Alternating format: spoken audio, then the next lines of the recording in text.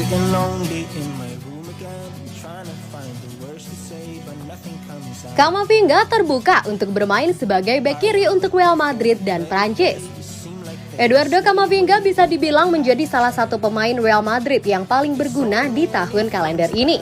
Meskipun berprofesi sebagai gelandang, mantan bintang Rennes ini beberapa kali ditugaskan sebagai bek kiri pada musim lalu dan tren tersebut terus berlanjut di musim baru. Menilik dari buku Carlo Ancelotti, bahkan timnas Prancis kini mulai memanfaatkan kualitas Camavinga sebagai bek kiri. Dalam sebuah wawancara baru-baru ini, Camavinga bercerita tentang peran barunya sebagai bek kiri dan apakah pemain Prancis itu senang dengan peran tersebut atau tidak. Mantan bintang muda Rennes ini menyatakan bahwa ia senang memainkan peran apapun untuk timnya, namun ia menekankan bahwa peran pertama dan terpenting adalah seorang gelandang. Saya pikir semua orang mengetahui hal ini, tetapi jika saya harus bermain sebagai bek sayap, saya akan melakukannya meskipun saya tidak yakin karena saya masih seorang gelandang, kata Camavinga. Mereka menanyakan pertanyaan ini kepada saya setiap hari. Saya adalah seseorang yang bermain untuk tim dan ketika saya dibutuhkan, saya akan berada di sana. Ketika saya harus bermain sebagai fullback, itu bukan hal yang mustahil. Saya berbicara dengan pelatih, tapi seperti yang selalu saya katakan, yang terpenting adalah tim. Penting untuk menempatkan seseorang di posisi ini, dan karena saya adalah pemain di tim ini, saya akan bermain. Ada meskipun saya tidak terlalu menyukainya, yang terpenting adalah saya memberikan segalanya untuk klub, tambahnya.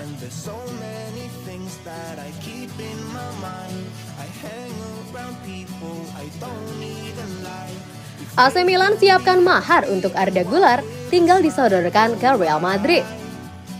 Klub Liga Italia atau Serie A AC Milan dikabarkan kembali mengincar pemain baru Real Madrid Arda Güler untuk bursa transfer 2024. Arda Güler memang menjadi salah satu incaran AC Milan pada bursa transfer musim panas 2024, tepatnya saat ia masih berseragam Fenerbahce.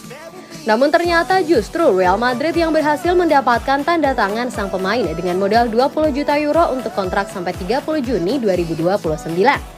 Tanpa diduga, The Hard Tackle melaporkan bahwa AC Milan kembali dalam rencana mereka untuk mendekati gelandang serang berumur 18 tahun itu.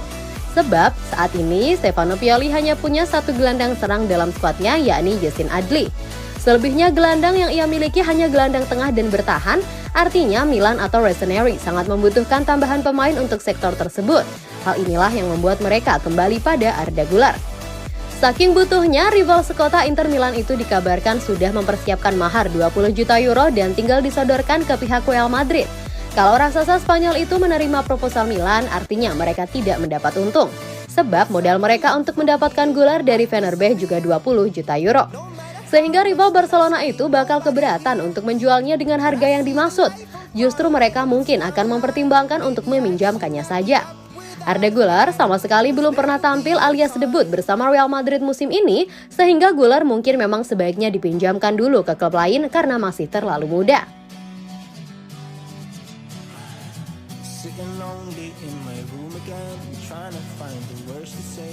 Kiper Real Madrid sempat berniat untuk hengkang. Kiper Real Madrid Andriy Lunin kesulitan mendapatkan kesempatan bermain.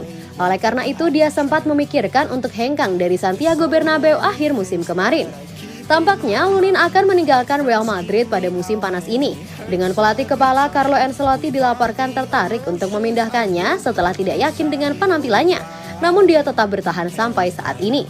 Lunin berbicara kepada El Chiringuito telah mengungkapkan bahwa dia mempertimbangkan untuk meninggalkan Real Madrid agar bisa bermain secara reguler di tim utama. Pada akhir musim lalu saya memikirkannya, wajar bila Anda tidak bermain, tapi Real Madrid selalu menjadi impian sejak saya masih muda. Anda tidak benar-benar ingin pergi, tetapi Anda selalu ingin bermain. Anda berlatih untuk bermain, Anda ingin merasakan emosi dari pertandingan tersebut, kata kiper Real Madrid tersebut. Sebenarnya kiper berkebangsaan Ukraina tersebut berpeluang bermain menjadi pemain inti Real Madrid ketika Thibaut Courtois cedera. Namun pelatih Los Blancos Carlo Ancelotti justru memutuskan untuk meminjam kiper asal Spanyol Kepa Arrizabalaga. Kondisi ini yang membuatnya semakin sulit untuk mendapatkan tempat di Real Madrid pada saat itu. Kita lihat saja, sekarang saya fokus latihan. Ada tawaran dari klub lain, tapi saya tidak berbicara dengan mereka, tidak ada yang serius, tambahnya.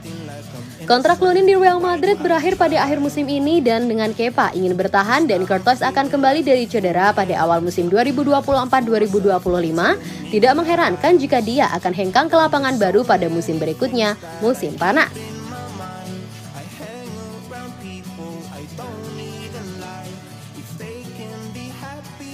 Luka Modric tolak kesampingkan tinggalkan Santiago Bernabeu. Gelandang Real Madrid Luka Modric menolak untuk mengesampingkan meninggalkan Santiago Bernabeu pada bulan Januari jika dia terus kesulitan mendapatkan menit bermain. Luka Modric kini berusia 38 tahun, perannya berkurang pada musim lalu karena manajer Carlo Ancelotti memilih untuk menjaganya tetap segar untuk pertandingan terbesar tim. Namun sang bos mulai menaruh kepercayaan pada pemain muda tim musim ini dan meninggalkan Modric di bangku cadangan. Pemain veteran Kroasia ini baru menjadi starter dalam 4 pertandingan di semua kompetisi tahun ini dan telah berbicara secara terbuka tentang rasa frustasinya terhadap menit bermainnya yang terbatas. Namun demikian, Ancelotti baru-baru ini menolak anggapan bahwa Modric akan hengkang pada jendela transfer musim dingin dengan menyatakan, "Saya rasa Modric tidak mempertimbangkan untuk hengkang pada bulan Januari. Ia masih sangat penting dan kami senang dengannya." Komentar Ancelotti disampaikan kepada Modric sebelum kekalahan hari Kamis dari Turki ketika ia ditanya apakah klaim manajer itu benar, namun pemain berusia 38 tahun itu menolak untuk membahas topik tersebut. "Saya tidak ingin membahas hal itu sekarang. Masih ada waktu panjang hingga musim dingin dan akhir tahun. Di usia saya sulit untuk memprediksi apapun dalam jangka panjang," katanya kepada Dnevnik. "Kami harus menghadapi pertandingan demi pertandingan dan kita lihat saja apa yang akan terjadi di masa depan," tambahnya.